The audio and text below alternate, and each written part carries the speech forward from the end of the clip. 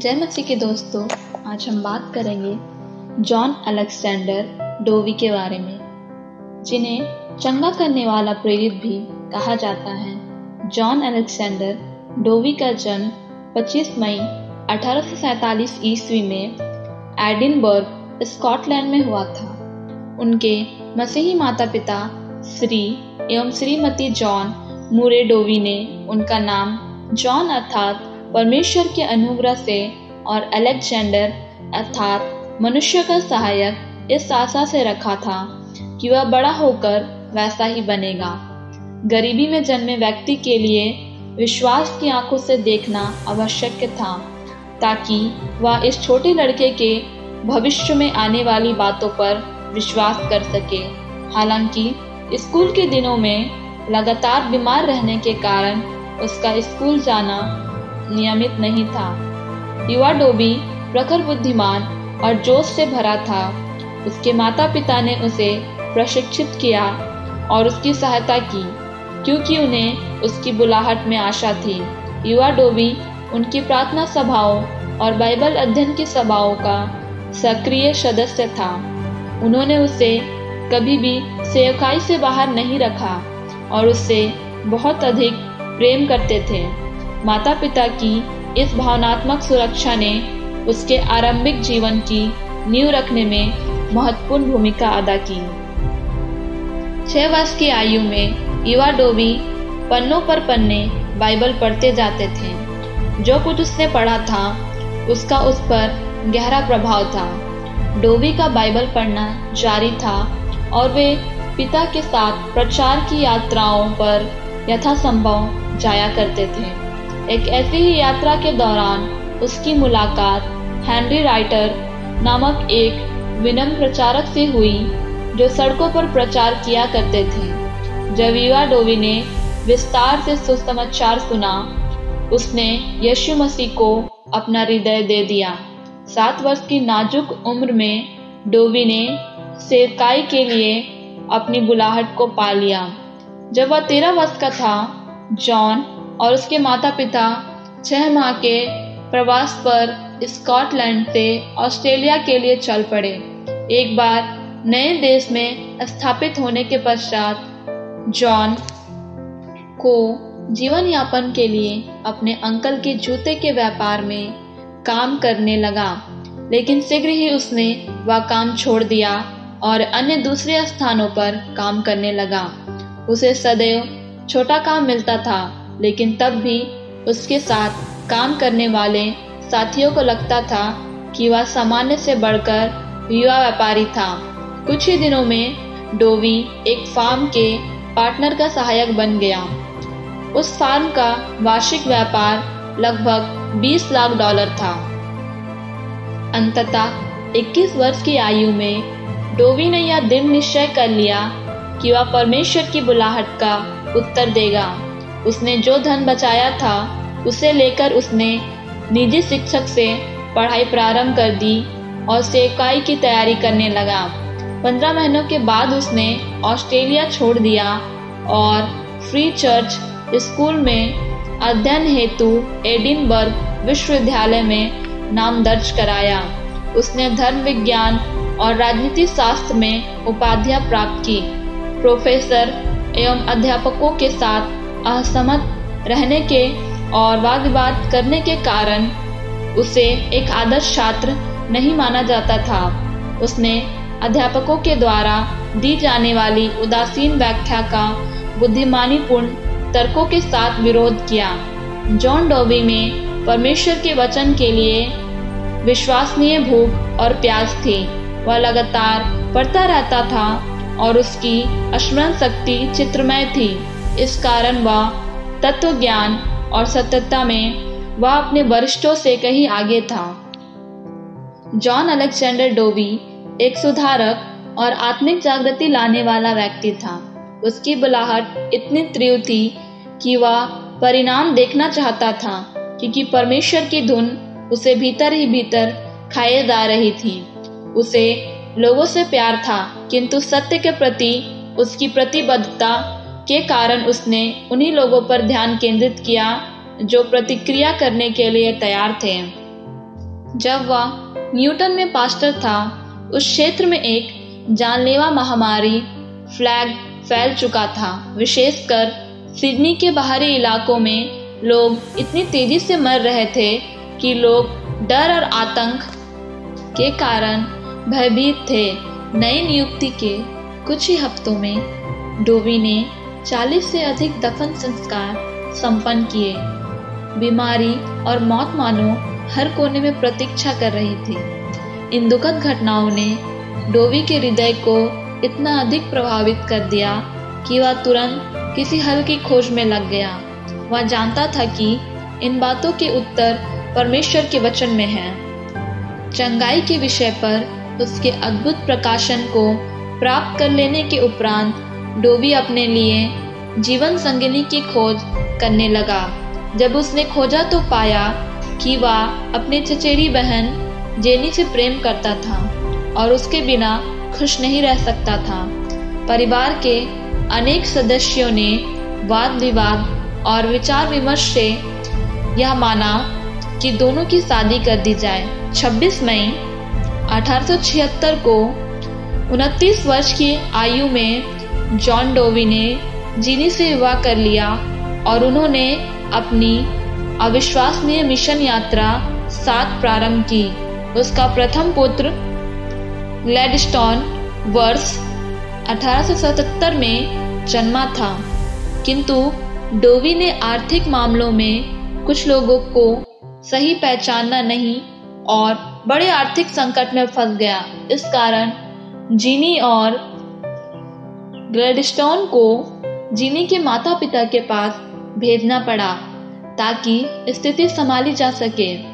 कहने की आवश्यकता नहीं है कि इस निर्णय ने और भी संकट उत्पन्न कर दिए, क्योंकि डोवी के ससुराल पक्ष उस पर भरोसा नहीं कर रहे थे। हालांकि इन कठिनाई और अस्थिर कठिनाइयों के बीच में भी डोवी अपने ईश्वरीय दर्शन में बना रहा। गड़बड़ियों के बीच में भी वह अपने लक्ष्य और काम में जुटा रहा और अपनी प्रिय पत्नी को लिखा था, मैं सुदूर भविष्य को स्पष्ट देख सकता हूँ, जबकि मैं आज के रहस्यों की गुत्थी सुलझा नहीं सकता। प्रत्येक सेवकाई का भविष्य है, परंतु हमें उस भविष्य पर विश्वास करना चाहिए, अन्यथा हम कभी पहला कदम उठा नहीं सकते। डोवी समान हमें भी परमेश्वर के वचन को दृढ़ता से थामकर जो पृथ्वी पर हमारे लिए है उसके लिए लड़ना चाहिए।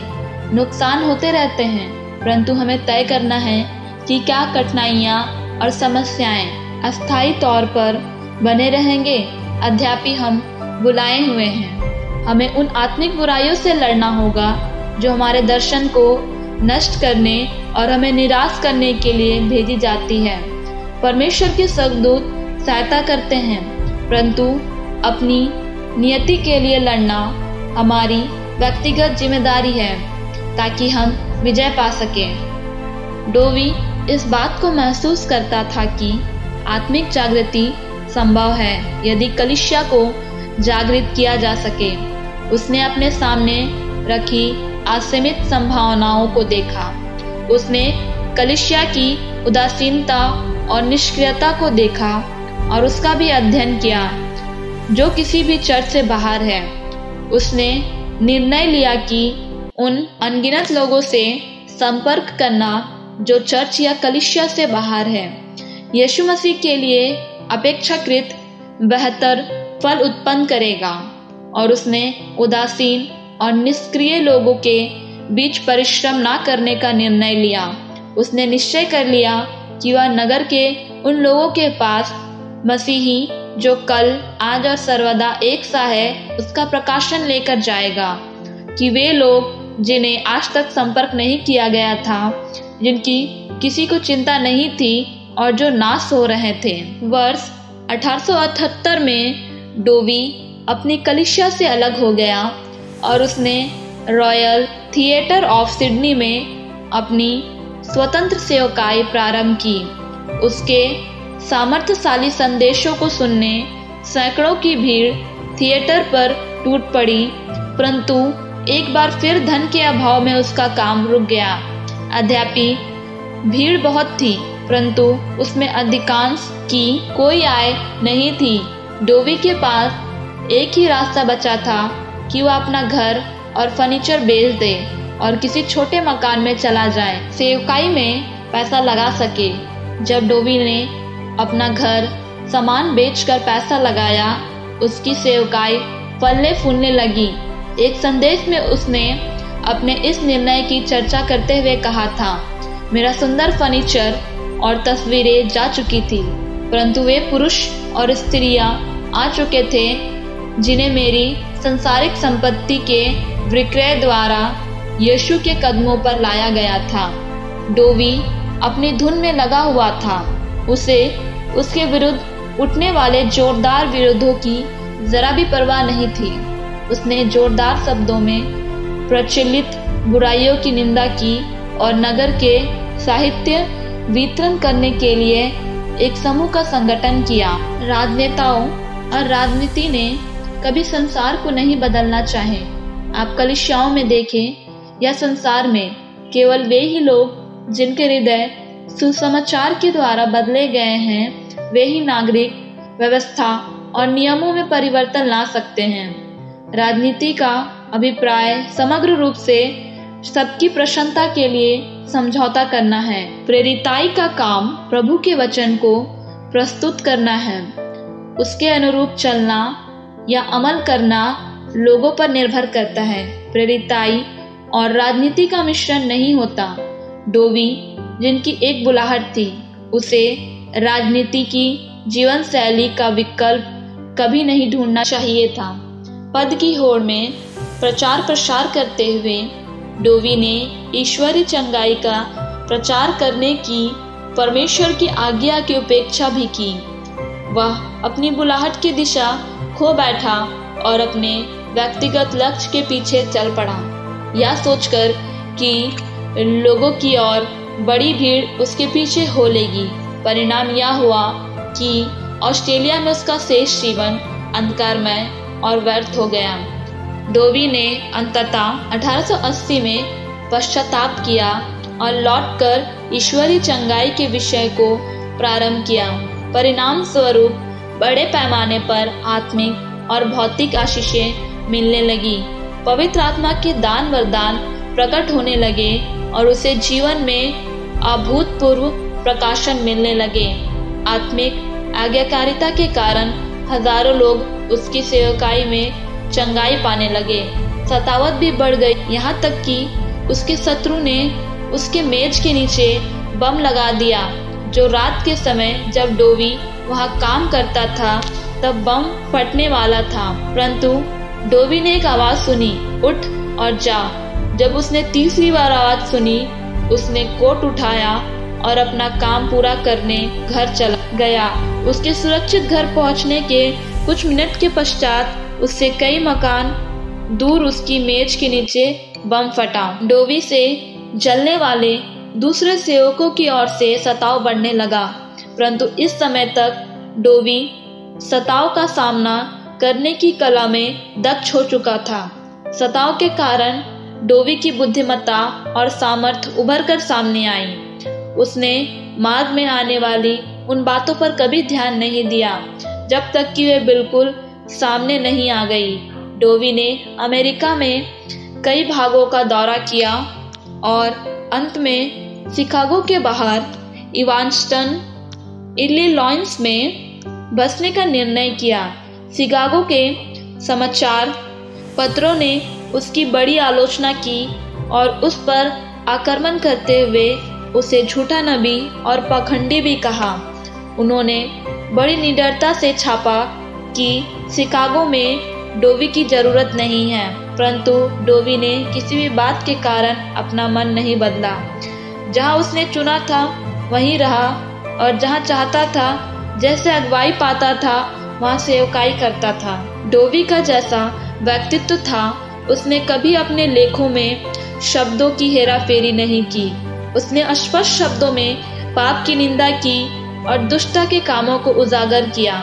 वे लोग जो उसके लेखों से अत्यधिक आहत थे, उन्होंने लिप्स ऑफ हीलिंग को डोवी की सेवकाई समाप्त करने निशाना बनाया। लिप्स ऑफ फीलिंग में डोवी पाठकों को उदासीनता और निष्क्रियता से भरे धर्म और लोगों पर नियंत्रण करने वाले पंथों के विरुद्ध चिताता था। जब भी हम आज्ञा मानते हैं तो हमें सफलता मिलती है, इसलिए कभी भी सफलता से नहीं डरे, परंतु सफलता को उचित रीति से काम में लाने के लिए हमें स्वयं को परमेश्वर की आत्मा के सामर्थ्य में रखना चाहिए। स्वयं के नहीं, परंतु उसके दिशा निर्देशों को सुनना और मानना चाहिए। परमेश्वर ने हमसे जो कुछ कहा है उसे लगातार करने और उसके अगले स्तर में पहुंचने के लिए केवल पवित्र आत्मा की सामर्थ्य और परमेश्वर के लिए भूख प्यास चाहिए। डोवी ने शीघ्र ही अंतिम दिनों की नवीनीकृत कलीसिया के लिए स्वयं को प्रथम प्रेरित घोषित करते हुए अपना कुल नाम परित्याग कर दिया और दस्तावेजों पर जॉन अलेक्जेंडर प्रथम प्रेरित नाम से हस्ताक्षर करने लगा। नाम से संदेश देते समय डोवी को हृदयघात हुआ और जबकि वह इलाज के लिए नगर से बाहर था। जायन के रहवासियों ने सामूहिक सभा करके डोवी को हटाने के लिए प्रस्ताव पास कर दिया। डोवी ने अपनी सामर्थ्य की आखिरी सीमा तक इस निर्णय का विरोध किया, परंतु वह असफल रहा और उसे फिर वह पद नहीं मिल सका। उसे उसके अनेक वर्षों के निवास सिलो हाउस में उसे उसके अंतिम दिन व्यतीत करने की अनुमति दी गई। 9 मार्च 1907 में वह अपने अनंत निवास में चला गया और उसकी मृत्यु हो गई। इसमें कोई संदेह नहीं कि जॉन अलेक्जेंडर डोवी अनगिनत लोगों के लिए बाइबल को जीवित करने में सफल रहे थे। वे परमेश्वर के हाथ में उपकरण थे जिसने ईश्वरीय चंगाई की कुंजियों को तथा पश्चाताप के प्रकाशन को एक गुनगुनी उदासीनता और निष्क्रियता पीढ़ी के लिए पुनर्गठित किया। यदि उसके जीवन की असफलता में कोई नैतिक शिक्षा है तो वह यह है, परमेश्वर द्वारा उसके लिए पृथ्वी पर किए जाने वाले नियुक्त कामों से विचलित मत हो। आपकी आयु कुछ भी हो, जब तक आप पृथ्वी पर से चले न जाए और स्वर्ग में प्रवेश न कर ले, आपकी पीढ़ी जारी रहेगी। इसलिए यदि परमेश्वर ने आपको आज्ञा दी है, उसे सर्वोच्च प्राथमिकता देते हुए पूरा करें और जब तक आप जीवित रहे तब तक परमेश्वर की आज्ञाओं को पूरा करते रहें। दोस्तों, मैं आशा करती हूँ कि आप लोगों को इस वीडियो से प्रेरणा मिली होगी। इस वीडियो को लाइक करें, शेयर करें और चैनल को सब्सक्राइब भी करें।